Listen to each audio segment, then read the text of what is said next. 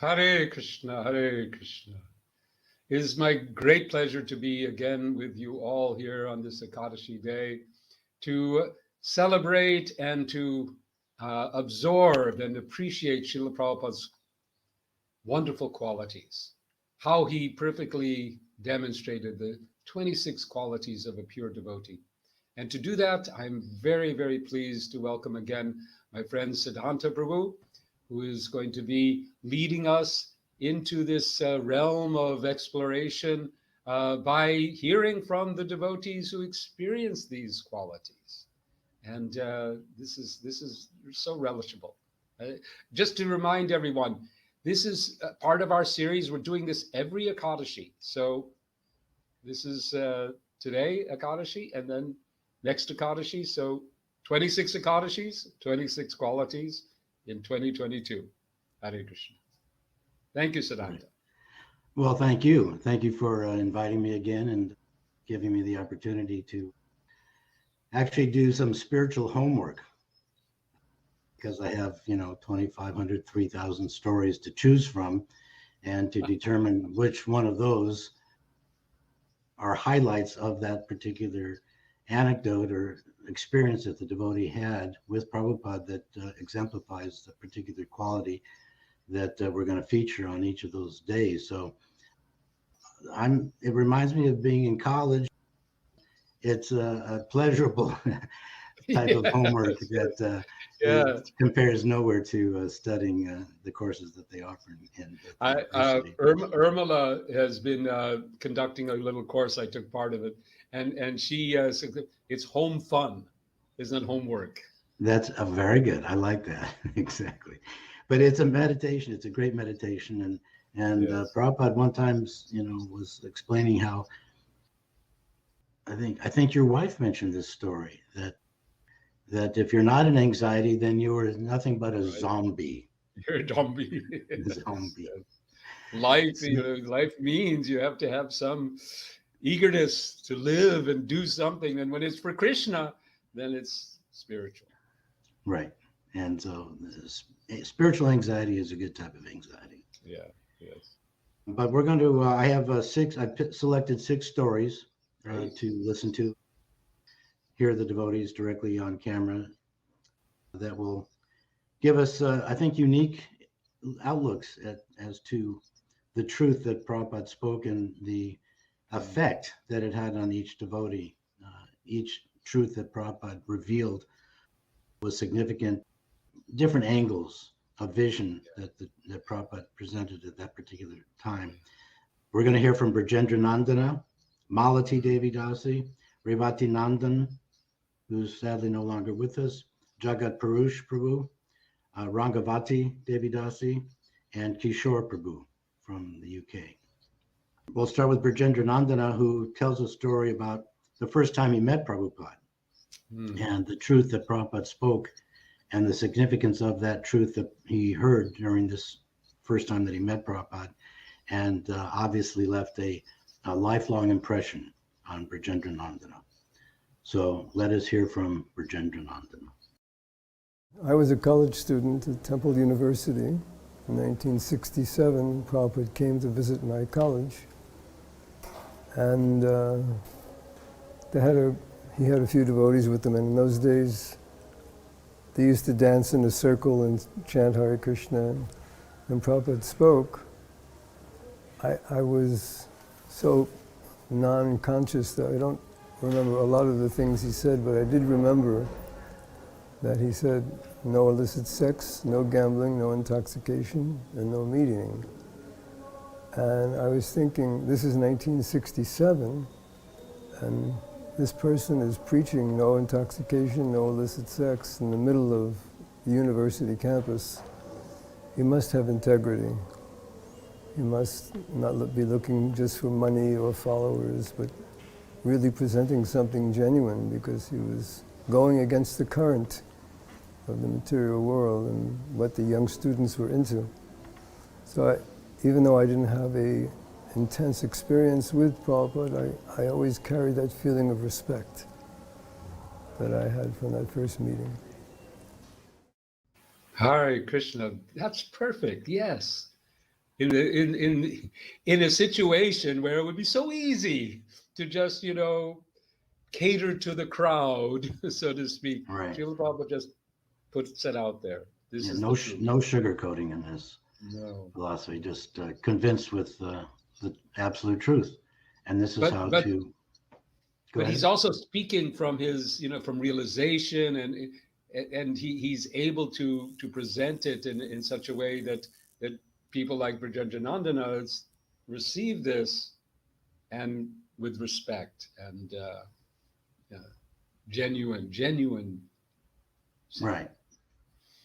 Yeah, this type of preaching in the West, there were other quote unquote gurus or Indian bodied swamis that came to the West, but they were sugarcoating the philosophy, if they even had a philosophy. And but Prabhupada was the real deal, and because he had Krishna on his side and the absolute truth penetrated, in this case, to Brajendranandana's heart, and realized that this is a bona fide person, bona fide teacher.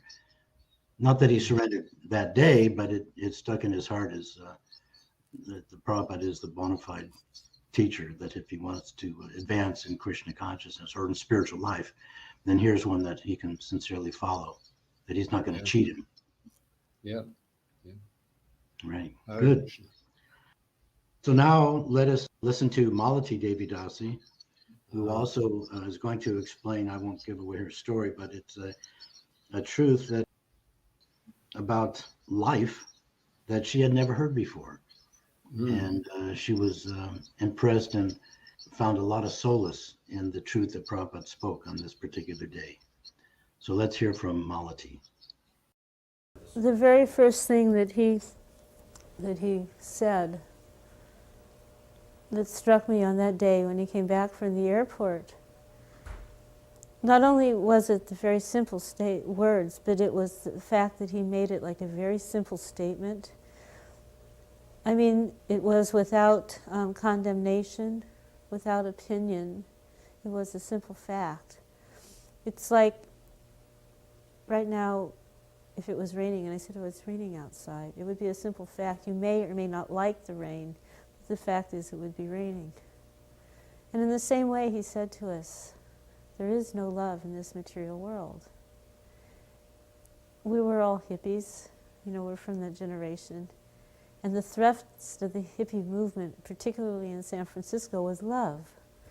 And not one living entity can say or deny that they are searching for love. I mean, even these little animals here, they can't go without love. If you have an animal in your house and you ignore that animal becomes very despondent. So every living creature in this world needs love, and innately desires to seek and find that love through relationship, through creating a situation with others. But we had all been disappointed. We had all been in love, or almost been in love, or thought we had been in love so many times, only to find the love was gone, the love was lost, the person or the object we love went away. So that very propensity of loving was also bringing a sorrow. And yet that wasn't really what love should be or was supposed to be. So we hadn't found it.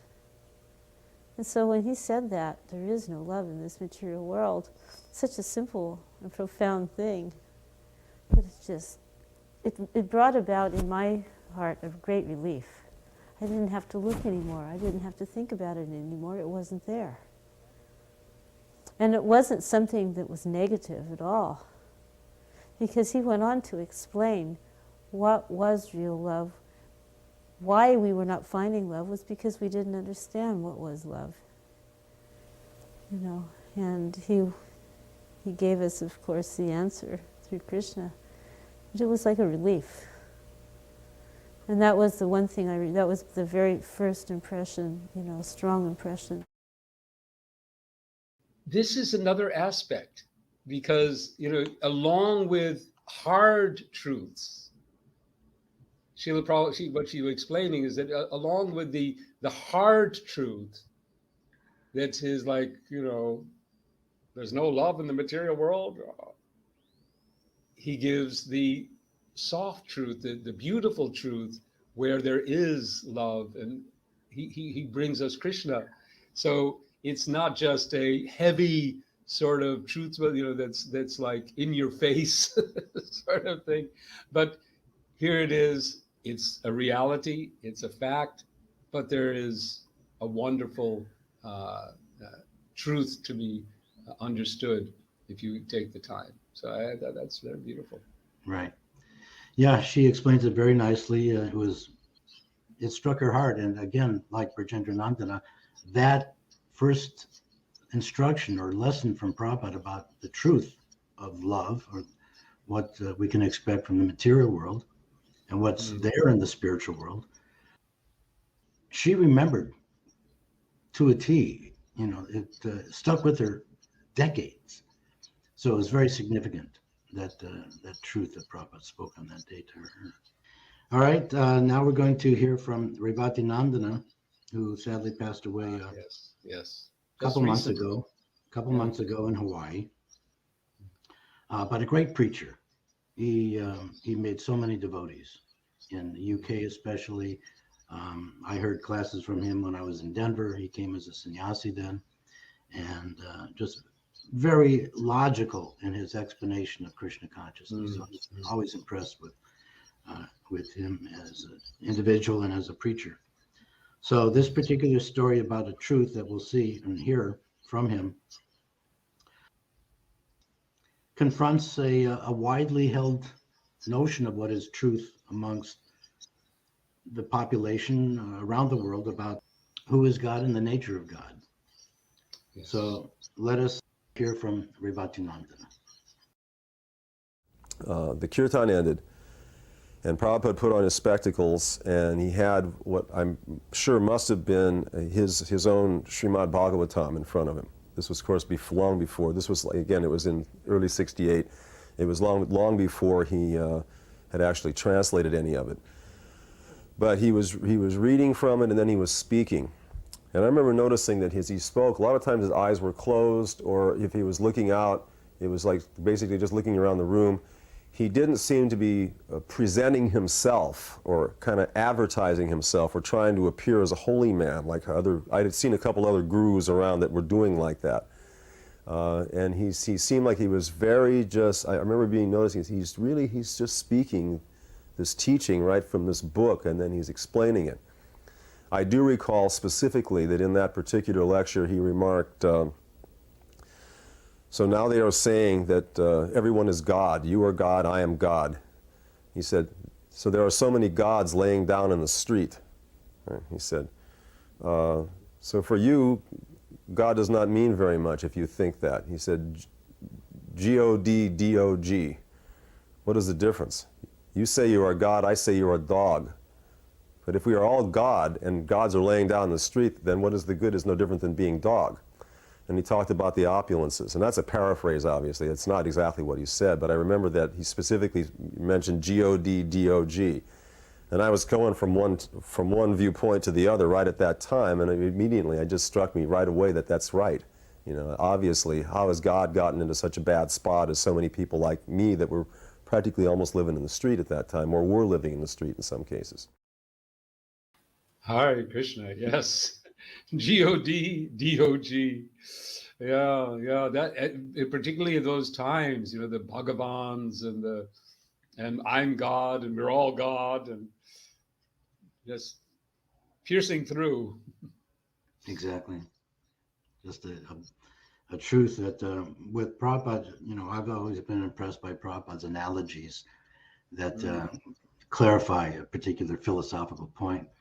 And this particular story about lying in the street. I mean, even today, there's so much homelessness, and tent cities are going up everywhere. So, that concept that we're all God really doesn't fit with the definition of that we know what is God, full of opulence. Yeah. So that was a short, sweet one. We have 3 more. And the next one is from Jagat Prabhu. Hare Krishna. Very, very nice devotee. I just saw him here a week ago in Los Angeles. Oh. And he's going to tell us a story about a truth that Prabhupada was not willing to hold back. And this is a great example of Prabhupada's preaching the truth with strength that we should all, especially Sankirtan devotees, should take to heart and not be afraid of preaching. So let's hear from Jagat Purush. So on one occasion, we were just returning from the morning walk. We were nearing the temple. Dr. Patel was walking and having animated conversations with Srila Prabhupada. And Srila Prabhupada was saying something critical about one of the well-known, figures of the recent history. And Prabhupada was quite critical. And Dr. Patel, as he had done many times, really objected strongly to Srila Prabhupada's criticism. And he was asking Prabhupada, why do you have to criticize? Let them be. You do your thing, let them do their thing. Just leave them alone. Why do you have to criticize them? They are great souls in their own right. So let them just be. If you don't agree with their philosophy, just let them alone. And then Srila Prabhupada stopped. And Prabhupada said that if I'm in an operating room and I'm conducting a operation with a patient, and someone comes into the room and starts cutting my patient, am I going to just stand there and watch it happen? No. I'm going to say, get out! Prabhupada said loudly, get out, you rascal! So I cannot be silent. These rascals and fools have destroyed the culture of India. And therefore I must speak out. And I will speak out. Prabhupada is very, very strong. Yes. What is it? What is that? That saying? To this. To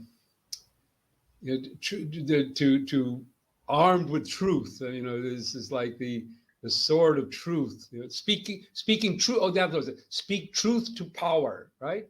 Right. That's a saying from the '60s, isn't it? It's still being broadcast today. It might have started it needs to be. Right. Speak truth to power.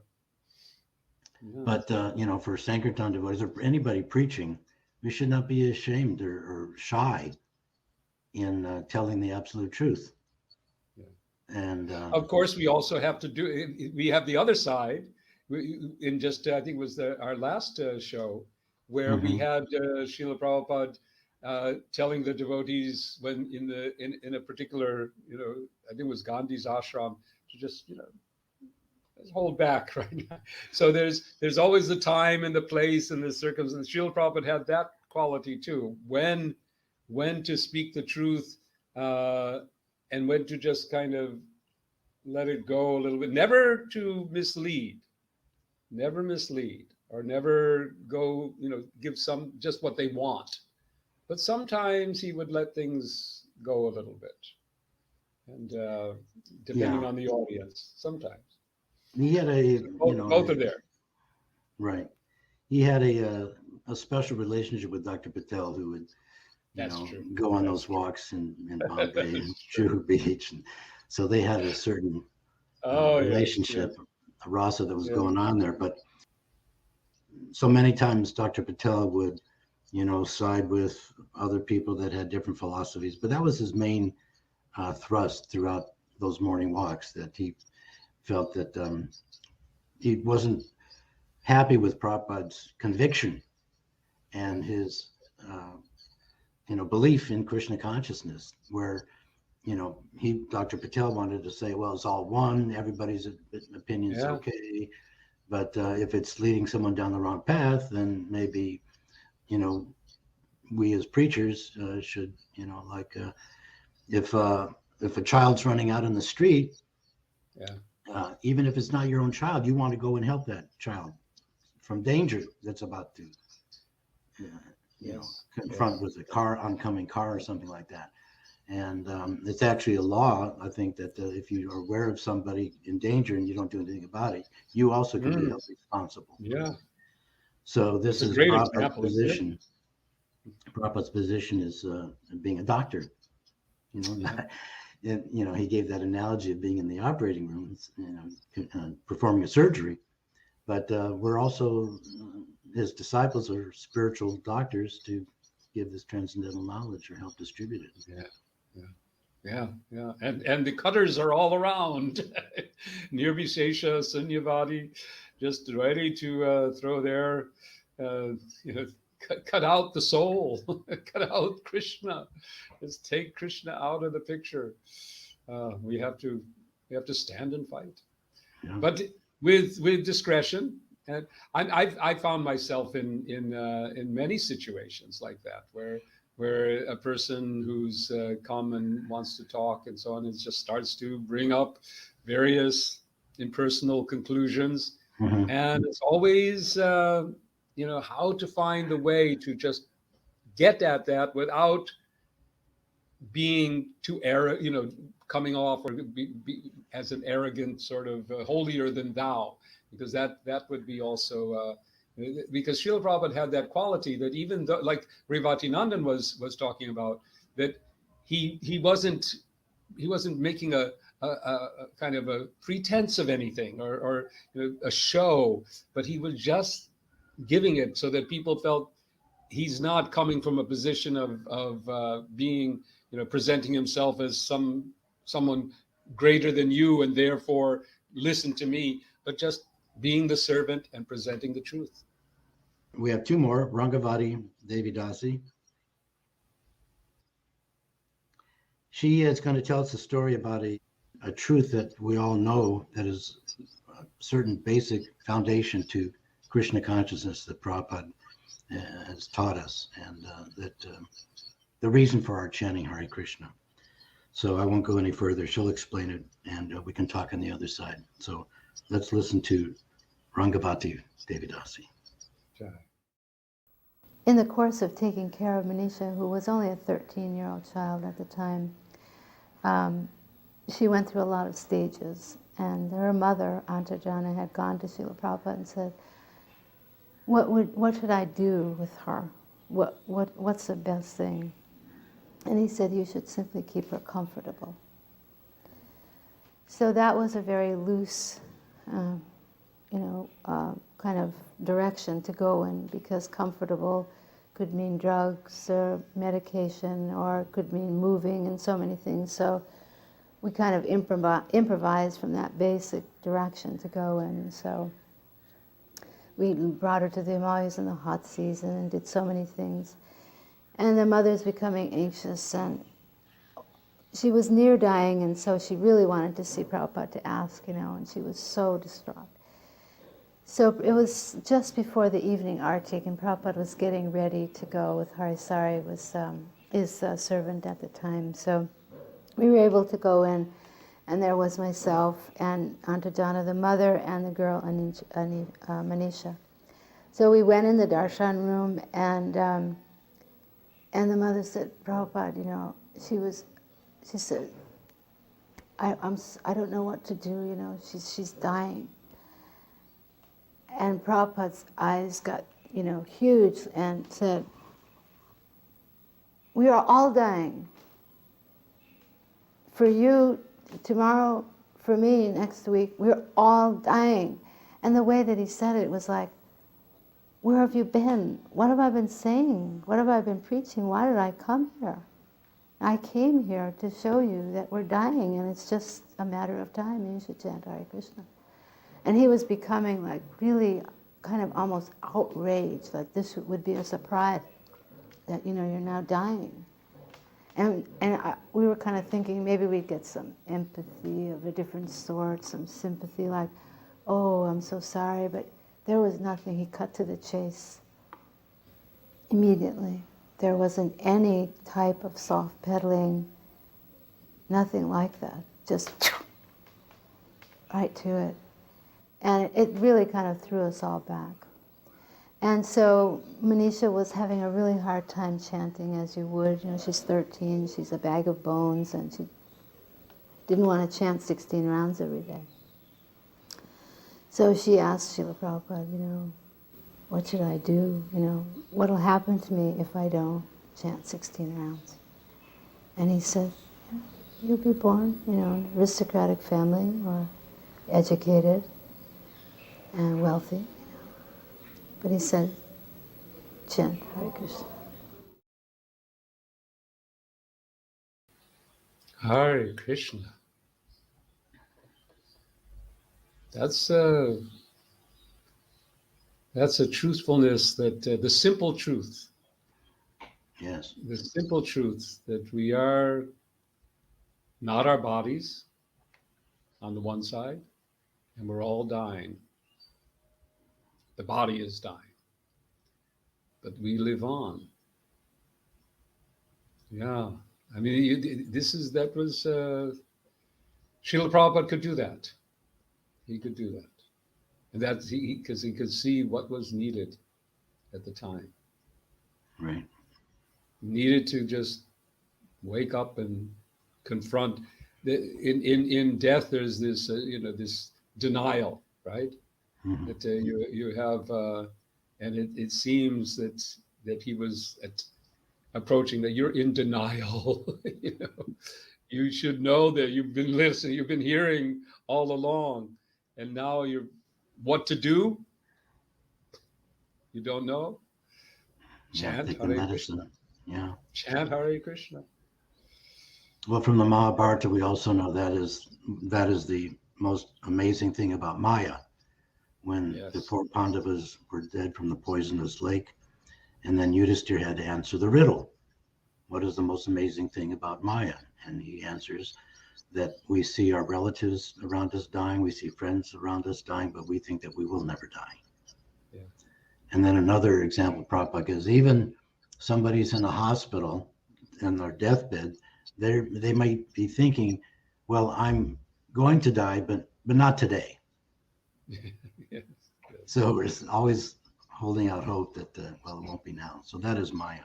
But he was cutting, like surgeon was cutting out some and cutting out their denial or their inability to remember what Prabhupada came here to teach us.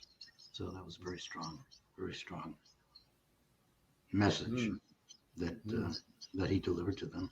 But at the end, with compassion, he then went to the young girl and said, well, things will, you'll progress. He wasn't, harsh in that, but he was compassionate at the same time. So let's finish up with Kishore. And he is, this is, all these are like top 10 for me. So, but this one is also definitely in the top 10 of the memory series. A very unique story, very memorable, and teaches us also a lesson about truthfulness that Prabhupada exhibited here. And without fear that when he faced this particular individual, a confrontational type of meeting that Prabhupada had in a temple. So let's hear from Kishore. We're in Berry Place Temple. Prabhupada's just given a lecture and it's packed. Berry Place temple room was small. Relatively speaking, it was small. Shyam Sundar had made a magnificent job of building it into something that was otherworldly. The temple room in Berry Place was just otherworldly, but it was small. And when it was packed, the condensation would drip from the ceiling and so forth. Prabhupada had just finished his talk and said, "Are there any questions?" And immediately an Indian lady who visited quite frequently to do service. She was a frequent visitor, but she was an individual at the same time. She kept herself to herself and was quite argumentative with devotees, strangely enough. She liked being there, but she was a very argumentative. So Prabhupada said, question, are there any questions? She stood up immediately and said, Swami, can you see God? It was quite challenging. And I thought, And Prabhupada said immediately, yes, you cannot. Then he looked around like this. Krishna is everywhere. Why you cannot see? And Prabhupada didn't need to say anything else. For me, I realized everything in that moment for me. That Krishna, he's everywhere. So if I can't see him, I got to start working. I got to do something. He's everywhere. So he said, why you cannot see? And there was silence. And she was still standing. And Prabhupada was staring. Not staring like this, but gazing affectionately. Why? You cannot see. And she didn't know what to say. Silence. More silence. And they're just looking at each other. So then Prabhupada says, do you want to see? And the silence again, then she looks down at her feet and shakes her head like this. Then Prabhupada says loudly, therefore you cannot see. And if he said anything else, I can't remember. I was just stunned at how he dealt with this situation. At first it was a challenge. Swami, can you see God? Immediately, yes. You cannot? Krishna is everywhere. Why you cannot see? And then, do you want to see? No. Therefore you, and I almost saw the lightning come out, or whatever energy it was, come out of his finger when he said that to this lady. And she almost crumbled onto the floor. She got pranams like this. She didn't want to ask anything else. She'd heard what Prabhupada had. She'd heard what she needed to hear from Prabhupada, so she sat down. Like I say, if there's anything else after that, Prabhupada may have said more. I don't remember. I had what I had got from that. It was unbelievable. Massive experience.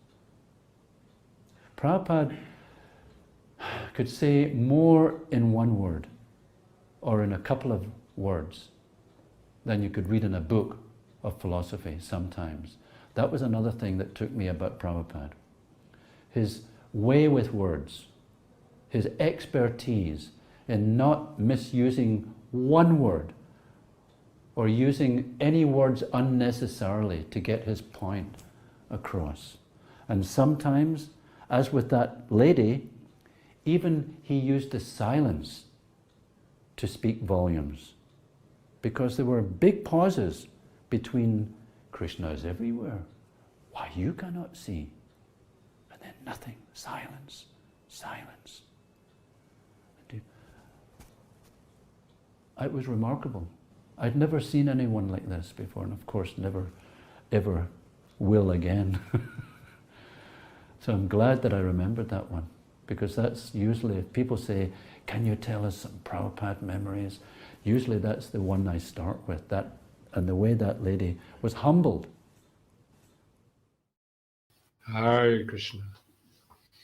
Yes. It's a classic story. Very, very, yeah, it is certainly. It is certainly. Yeah. He was challenged many times about seeing God and so on. And he always answered in such amazing ways. But in this particular instance, like you said, this is, the truth, like the not just the main truth that he's bringing out is the truth of this, of all of us, the need for our desire, that the only thing standing in the way of us seeing Krishna is our own desire to see Krishna. Hare Krishna. Right. Anyway, I hope devotees can relish some of those stories and maybe repeat them for their friends, family, and God brothers, God sisters. So, Shravanam Kirtanam Smaranam. Thank you so much. Anyway, thank you for inviting me. And so we're continuing in a couple of weeks. On the next Ekadashi, we'll have the next equality. And in the meantime, everyone should please go to PrabhupadaMemories.com and subscribe and get all of this. Now you have your YouTube channel as well. And just immerse yourself in this wonderful, wonderful connection with Srila Prabhupada and his qualities, because those qualities teach us. It's not just the books teach us, but then his own personal qualities teach us. The Acharya. Thank you again, and thank you to everyone. And we'll see you in a couple of weeks. Hare Krishna. Bye. Jai. Hare Krishna.